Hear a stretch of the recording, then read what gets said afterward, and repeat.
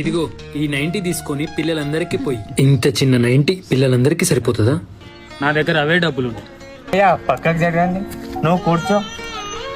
మాకు కడుపు నిండా మందు పోసే అవసరం లేదు, ప్రేమతో ఒక్క పెగ్గు వస్తే చాలు.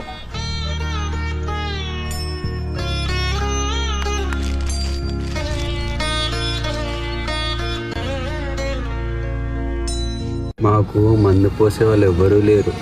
అప్పుడప్పుడు అన్న వచ్చి ఒక్కొక్క పెగ్ పోస్తుంటావు. ఇప్పటి నుంచి నువ్వు కూడా పోస్తావు కదా? పోస్తాను. మా అందరినీ తాగబోతూ అంటారన్న. అసలు తాగబోతు అంటే ఏందన్నా?